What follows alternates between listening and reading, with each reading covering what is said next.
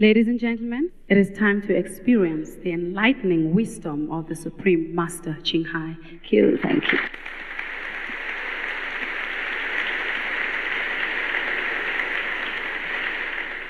You call me master, but you are all master. You just forget. When we are united, when we remember the unity of the universe, which included ourselves, then we remember that we are one with God, one with the all-pervasive intelligence. And when we have forgotten this, then we have forgotten everything. And we try to remember that through different means, like prayers, scriptures, yogas, meditation. All these are good. All these are good for us. One day, we will truly remember that we are all masters. There's no one in this room or anywhere else who is not a master, because we cannot be separated from the master who is all pervasive, and we are in that pervasiveness, and we are one with that. And that's the only thing we are made of. There's nothing else that made of our beings except God essence, except the greatest things that we call truth, wisdom, God, Goddess, Buddha, name whatever you like to call this greatest being in the universe, which is even one with us, with every of us. That's why at the time of death, the so-called ourselves or the body just lay flat on the ground or anywhere and doesn't move, because that essence of all movement, of all activities, has chosen to leave that physical instrument for that time, maybe seeking another instrument for further experiencing the limitless, the vastness of this great being, which we call God, which is one with us, actually. Once we found the unity again with this all-pervasive intelligence, all-pervasive love, we call this enlightenment. We call this God realization or self-realization of attaining Buddhahood. Different countries name this intelligence, this wisdom, this greatest love by different terminology because they speak different language. Otherwise, they're just one. The oneness that encompasses all things, including ourselves. And we are never, ever separated from this oneness, even if we try.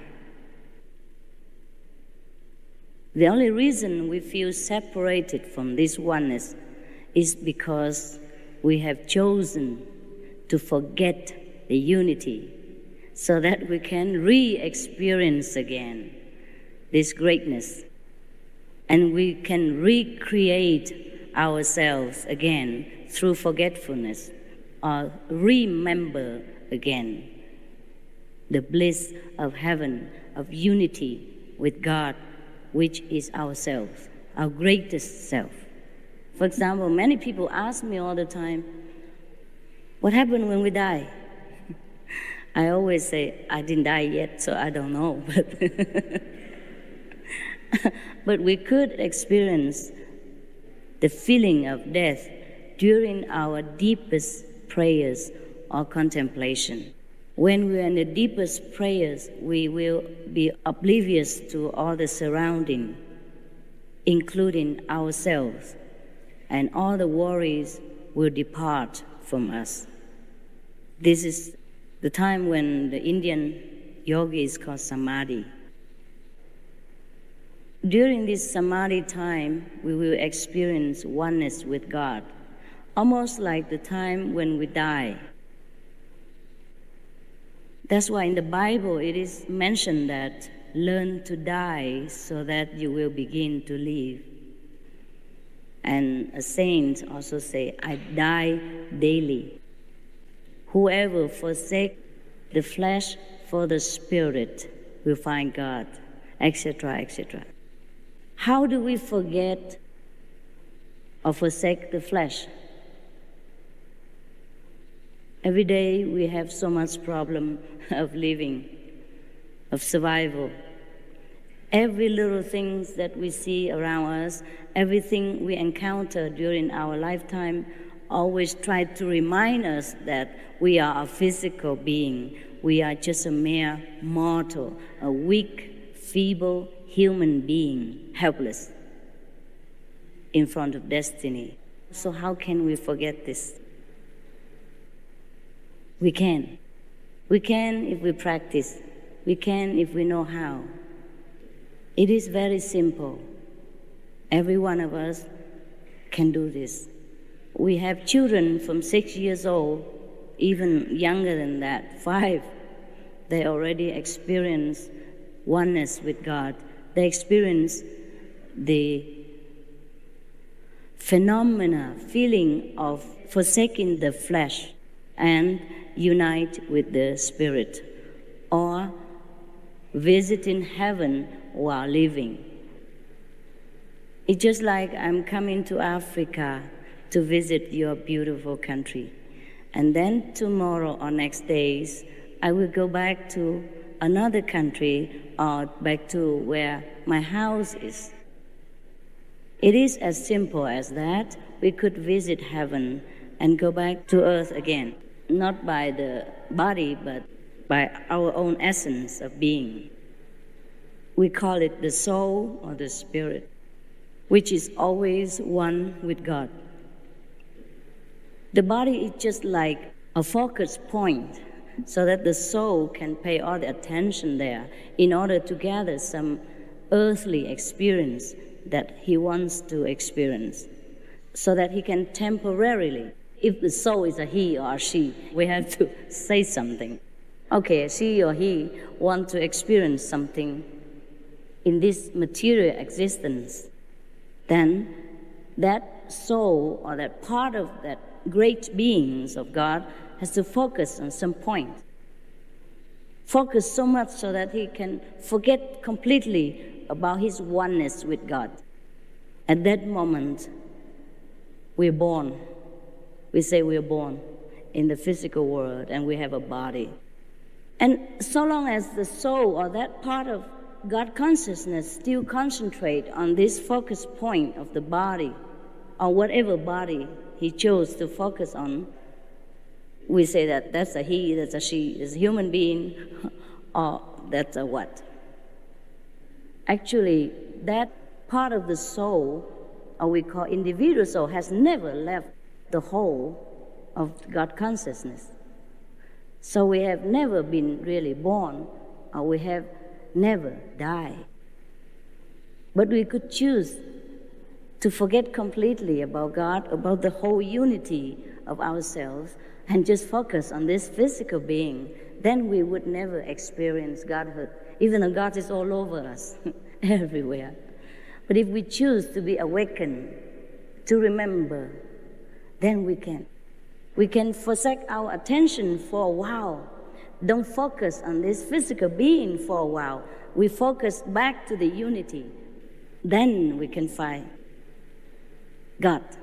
We realize that we have never left God. Then we one with God, and we are always never separated from God. So that is just the secret of the universe. It's nothing much more than ourselves, our own consciousness, make choices all the time. We choose to be a human being, then we focus on a human body. So we have experience of human life, all the sorrow, the suffering, the happiness, the adventures of the flesh, the pleasures, the pain. The moment we feel we have enough of physical experience, we want to experience something different, then we choose another choice. We might choose to be a diva, or we might even choose to experience to be a flower. That's also possible. And that's why it is born the theory of reincarnation, of transmigration into different levels of existence. But actually, we have never gone anywhere at all. Neither go up nor go down. We just forever flowing in the life force of the universe, forever being in God's heart, but forever experience different focus points for our own pleasure, for our own amusement. But while we are in the physical body, sometimes we have forgotten the wisdom of ourselves. Therefore, we have forgotten the choice that we have made before we came here. So the choice we have made might have led us to some pain or suffering. Then now we complain. We complain so much because we don't like the suffering. The body doesn't like the suffering. The mind doesn't like the pressure. But that was what the soul wants to experience. He wants to experience pressure so that he can appreciate again the freedom in God consciousness. He wants to choose suffering so that he can enjoy thousandfold again when he enters eternal bliss once more. That's why we are here, so that we know God more, we know ourselves more. Just like we are the king of ancient nation, sometimes the king disguise himself as a commoner and go among the people in order to understand what true citizenship is like.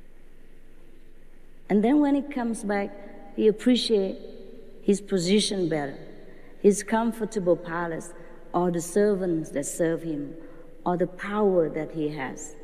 When he disguises himself as a commoner, he has to undergo all kind of hardship, all kind of ordinariness, just like every one of his subjects. He cannot reveal himself that he's a king. In fact, he must completely cover up his identity so that he can truly merge with the people of his nation and experience what their daily life is like. Similarly, we were once with God consciously at that time. We have never been away from God, but now we are not consciously remembering that. So we had enough of the suffering of this physical life. We had enough of the mundane experience. So we get bored. We feel there's nothing really here anymore for us to enjoy. We would like to know where we come from. What else is there in this vast universe of God's creation that we should experience? This is the time when we ask this question, when we wonder like this is the time we will experience enlightenment. We're ready. We're ready for it.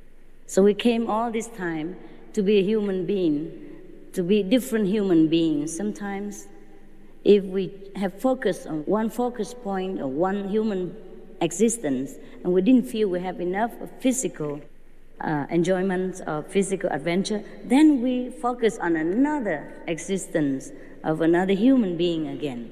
And then we continue further until we get tired. So actually, anyone who is ready can experience God's light, God's unity and enlightenment. That is very simple like that. It's your choice only. You've chosen to forget, and now you've chosen to remember. So if you think you have chosen now to remember again, then of course I'm here to serve you. Because God has given me permission and ordered me to do that. Maybe one day, after you have remembered everything about yourself, God will also say the same to you. Go, my son, go, my daughter, do some service to my children or to myself, because we have never been separated from God. Remember that. Even if you don't remember, just believe me. We have nowhere to go except inside God's consciousness. We have nowhere else except in God's house right now. Everywhere He encompasses every being in this universe. All the flowers, the sun, the moon, the star, the planets, the galaxies are all inside God. There is nothing that escapes Godhood. For a conscious soul, there is no such thing as hell, but just a temporary passing experience that he has to go through in the course of eternity, because he has chosen to experience some so-called suffering in order to grow, in order to understand happiness again. Every soul, every little part of God has chosen to walk a different path in order to experience different aspects of God. And the whole experience of all humankind or all beings made up the wholeness of God. Therefore, Jesus said, love thy neighbor, even love thy enemies, because everyone is earth. They have chosen to play that role only. There is no enemy. Just us, just God, different focus points to make life more abundant, more variety, more different, more colorful. Just like He made us even so different colors so that we can enjoy each other. Like I look like yellow cornflakes, corn, and you look like chocolate.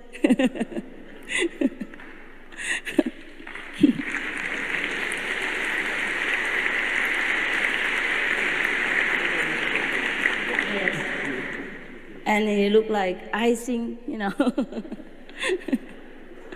Christmas icing, yes, yes, yes. Because God is colorful. Just like He made all different flowers, different colors, even fruit. From the same soil, we obtain many different fruits and different flowers. They're all different colors. The African people chose to always wear colorful clothes because inside, I think they feel that they are very close to God. They're so happy.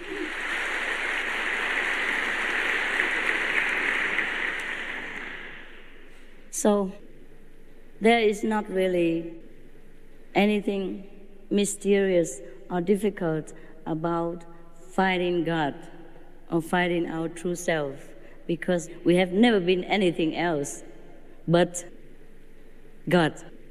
God's essence, one with God, or God's children, God's offspring, a spark of God, a part of God.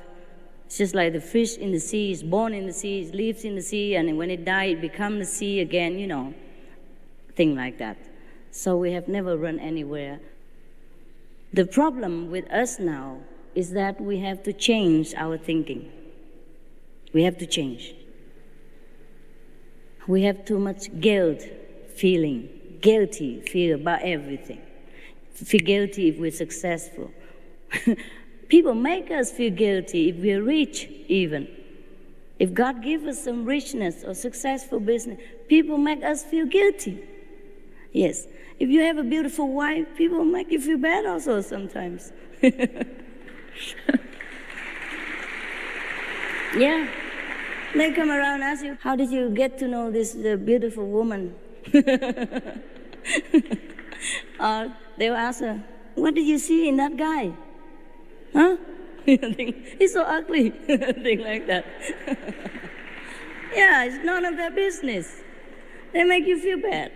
Yes, they make you feel guilty if you have a lot of money. They make you feel guilty if you are successful in political or business. And the whole world is feeling guilty about so many things because we have been taught that way. This doctrine is never right. So Jesus has to come. Moses has to come to set us free.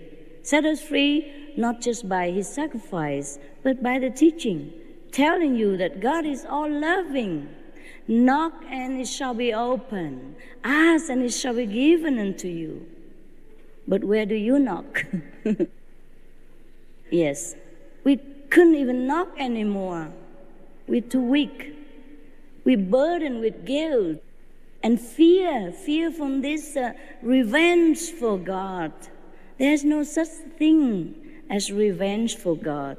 He is revengeful. He's like us, like you and me.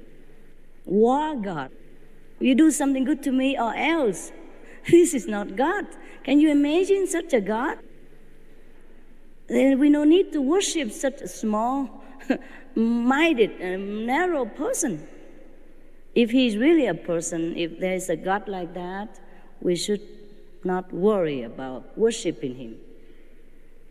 Because it's just like one of any of the power abusing people. Even in this planet, think about it. You have children, or you have wife and husband. Sometimes your wife make mistakes, your husband stray a little. You still forgive him. You still hug him and, okay, I forgive you, don't do it again. Your kids sometimes give you so much trouble because they're stubborn, they don't listen to you, they cause you headache. You still forgive them, you still love them, and give them the best love that the parents can afford. Even money, everything, sacrifice. So how would a God, the greatest father or mother of all the universe, could be revengeful, could condemn you to hell just because you're human, you don't know any better, and you make mistakes sometimes? So this kind of fear has been inflicted upon us generation after generations. That's why we find ourselves too weak now to even believe in there is a God who would even answer our prayers. That's why when we pray, we don't pray with a whole heart. We don't have conviction that our prayers will be answered. But it states in the Bible, knock and it shall be opened. Ask and it shall be given. It is like that. It is truly like that about God. No matter what you do, He will always answer your prayers. We just have to listen. I'm going to show you how to listen to Him.